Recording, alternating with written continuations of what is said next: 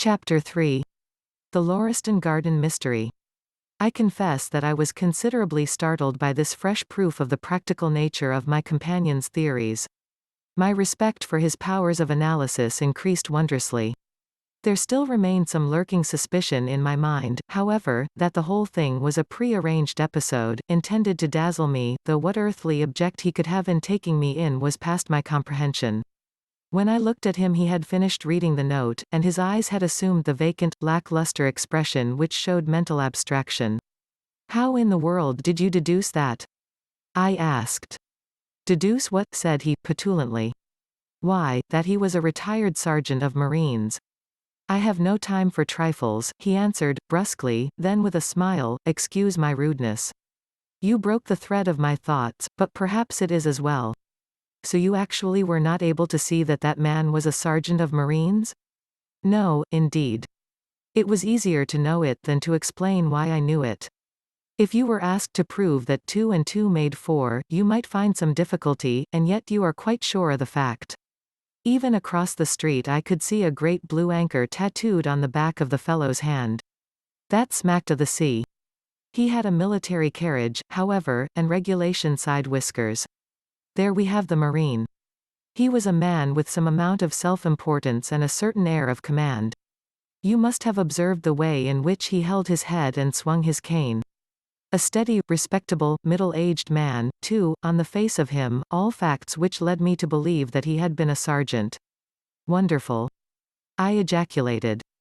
"Commonplace," said Holmes, though I thought from his expression that he was pleased at my evident surprise and admiration. "I said just now that there were no criminals. It appears that I am wrong. Look at this." He threw me over the note which the commissionaire had brought. 7. "Why," I cried, as I cast my eye over it, "this is terrible." "It does seem to be a little out of the common," he remarked, calmly. "Would you mind reading it to me aloud?" This is the letter which I read to him. "My dear Mr. Sherlock Holmes. There has been a bad business during the night at 3, Lauriston Gardens, off the Brixton Road. Our man on the beat saw a light there about 2 in the morning, and as the house was an empty one, suspected that something was amiss. He found the door open, and in the front room, which is bare of furniture, discovered the body of a gentleman, well dressed, and having cards in his pocket bearing the name of Enoch J. Drebber, Cleveland, Ohio, USA. There had been no robbery, nor is there any evidence as to how the man met his death. There are marks of blood in the room, but there is no wound upon his person. We are at a loss as to how he came into the empty house. Indeed, the whole affair is a puzzler. If you can come round to the house any time before 12, you will find me there.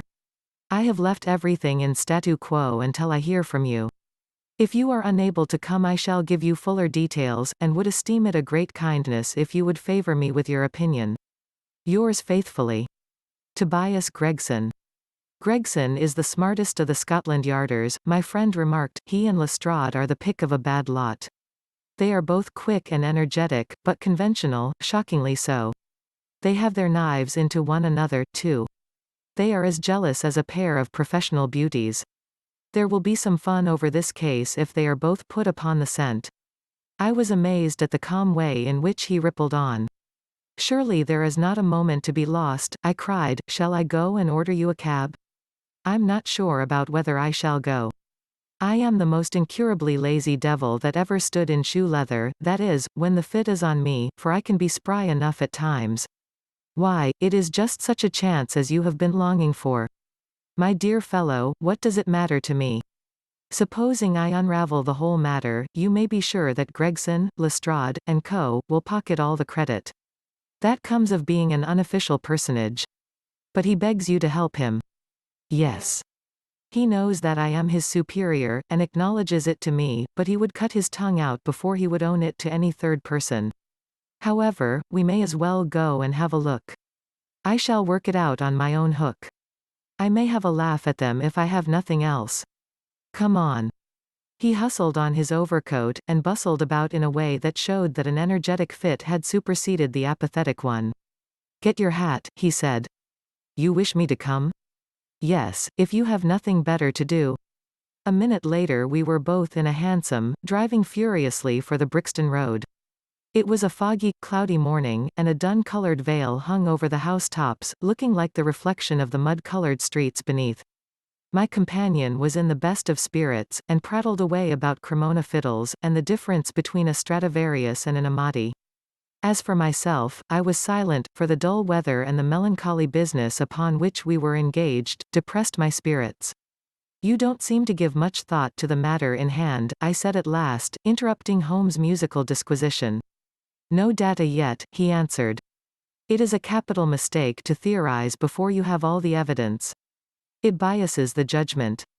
"You will have your data soon," I remarked, pointing with my finger. "This is the Brixton Road, and that is the house, if I am not very much mistaken." "So it is." "Stop, driver, stop." We were still 100 yards or so from it, but he insisted upon our alighting, and we finished our journey upon foot. Number 3 Lauriston Gardens wore an ill-omened and minatory look. It was one of 4 which stood back some little way from the street, 2 being occupied and 2 empty. The latter looked out with 3 tiers of vacant melancholy windows, which were blank and dreary, save that here and there a to-let card had developed like a cataract upon the bleared panes. A small garden sprinkled over with a scattered eruption of sickly plants separated each of these houses from the street, and was traversed by a narrow pathway, yellowish in color, and consisting apparently of a mixture of clay and of gravel. The whole place was very sloppy from the rain which had fallen through the night. The garden was bounded by a 3-foot brick wall with a fringe of wood rails upon the top, and against this wall was leaning a stalwart police constable, surrounded by a small knot of loafers, who craned their necks and strained their eyes in the vain hope of catching some glimpse of the proceedings within. I had imagined that Sherlock Holmes would at once have hurried into the house and plunged into a study of the mystery. Nothing appeared to be further from his intention. With an air of nonchalance which, under the circumstances, seemed to me to border upon affectation, he lounged up and down the pavement, and gazed vacantly at the ground, the sky, the opposite houses and the line of railings. Having finished his scrutiny, he proceeded slowly down the path, or rather down the fringe of grass which flanked the path, keeping his eyes riveted upon the ground. Twice he stopped, and once I saw him smile, and heard him utter an exclamation of satisfaction. There were many marks of footsteps upon the wet clayey soil, but since the police had been coming and going over it, I was unable to see how my companion could hope to learn anything from it. Still I had had such extraordinary evidence of the quickness of his perceptive faculties, that I had no doubt that he could see a great deal which was hidden from me. At the door of the house we were met by a tall, white-faced, flaxen-haired man, with a notebook in his hand, who rushed forward and wrung my companion's hand with effusion. "It is indeed kind of you to come," he said. "I have had everything left untouched." "Except that," my friend answered, pointing at the pathway. "If a herd of buffaloes had passed along there could not be a greater mess." "No doubt, however, you had drawn your own conclusions, Gregson, before you permitted this." "I have had so much to do inside the house," the detective said evasively. "My colleague, Mr. Lestrade, is here. I had relied upon him to look after this." Holmes glanced at me and raised his eyebrows sardonically. "With 2 such men as yourself and Lestrade upon the ground, there will not be much for a third party to find out," he said. Gregson rubbed his hands in a self-satisfied way. "I think we have done all that can be done," he answered. "It's a queer case though, and I knew your taste for such things." "You did not come here in a cab?" asked Sherlock Holmes. "No, sir." "Nor Lestrade?" "No, sir." "Then let us go and look at the room." With which inconsequent remark he strode on into the house, followed by Gregson, whose features expressed his astonishment. A short passage, bare-planked and dusty, led to the kitchen and offices. 2 doors opened out of it to the left and to the right. One of these had obviously been closed for many weeks. The other belonged to the dining room, which was the apartment in which the mysterious affair had occurred. Holmes walked in, and I followed him with that subdued feeling at my heart which the presence of death inspires. It was a large square room, looking all the larger from the absence of all furniture. A vulgar flaring paper adorned the walls, but it was blotched in places with mildew, and here and there great strips had become detached and hung down, exposing the yellow plaster beneath.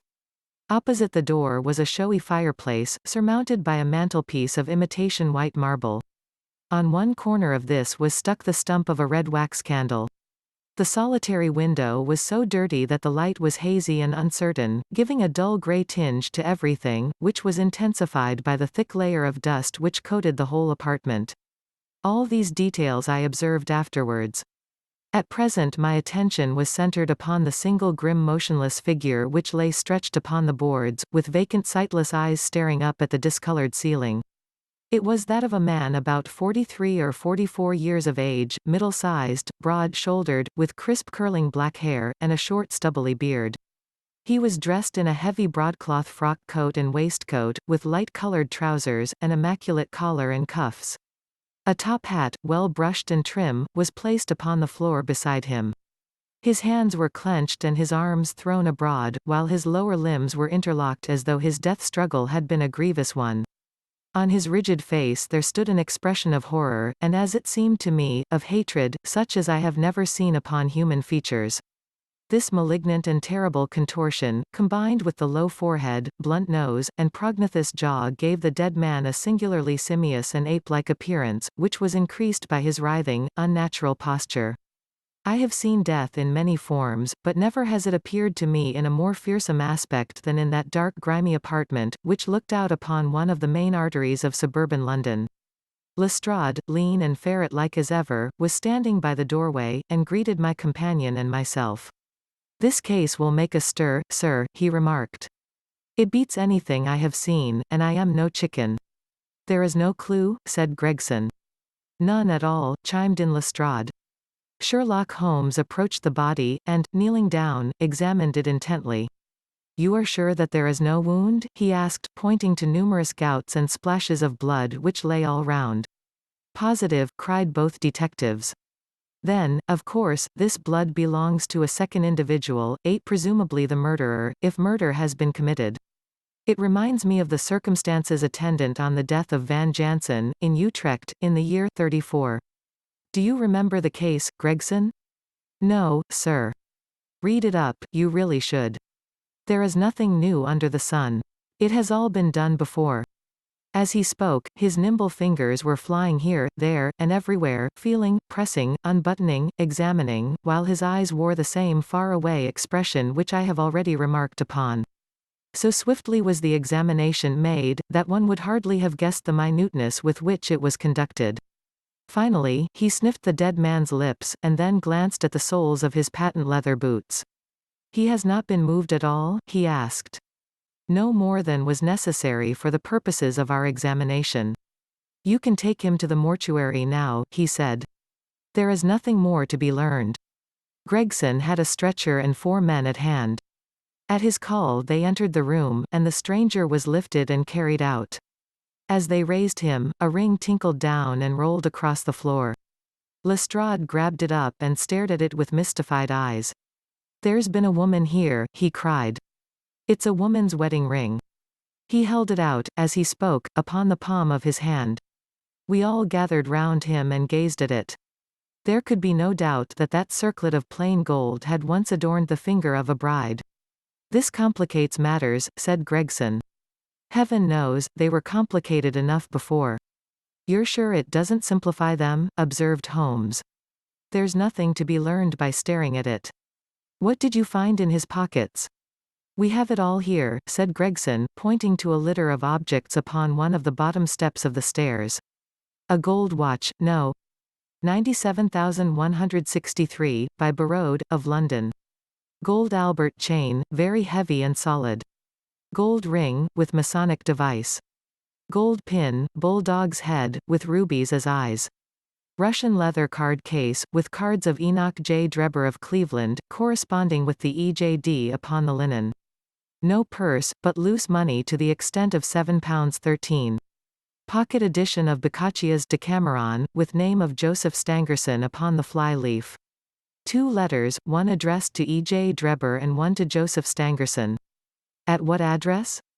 American Exchange, Strand, to be left till called for. They are both from the Guion Steamship Company, and refer to the sailing of their boats from Liverpool. It is clear that this unfortunate man was about to return to New York. Have you made any inquiries as to this man, Stangerson?" I did it at once, sir, said Gregson. I have had advertisements sent to all the newspapers, and one of my men has gone to the American Exchange, but he has not returned yet. Have you sent to Cleveland?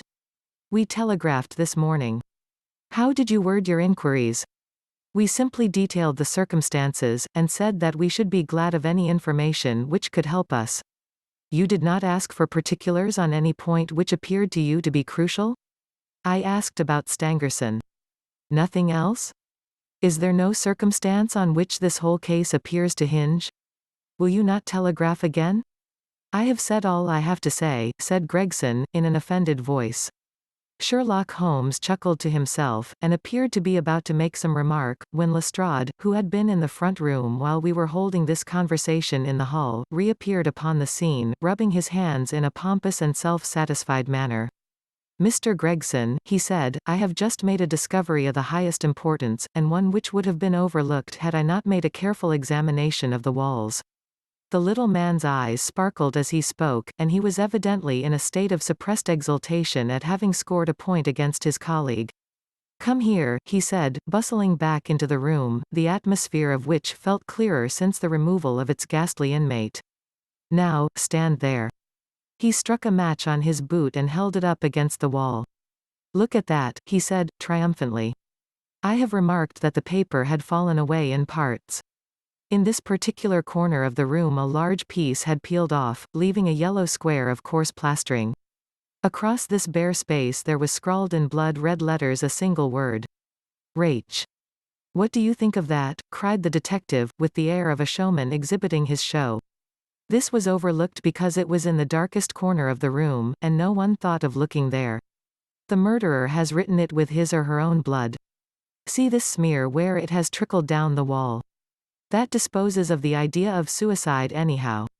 Why was that corner chosen to write it on? I will tell you. See that candle on the mantelpiece. It was lit at the time, and if it was lit this corner would be the brightest instead of the darkest portion of the wall. And what does it mean now that you have found it? Asked Gregson in a depreciatory voice. Mean? Why, it means that the writer was going to put the female name Rachel, but was disturbed before he or she had time to finish. You mark my words, when this case comes to be cleared up you will find that a woman named Rachel has something to do with it. It's all very well for you to laugh, Mr. Sherlock Holmes. You may be very smart and clever, but the old hound is the best, when all is said and done. I really beg your pardon, said my companion, who had ruffled the little man's temper by bursting into an explosion of laughter.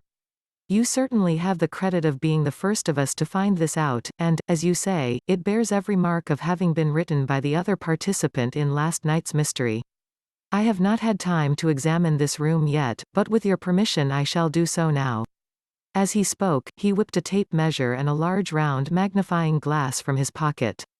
With these two implements he trotted noiselessly about the room, sometimes stopping, occasionally kneeling, and once lying flat upon his face.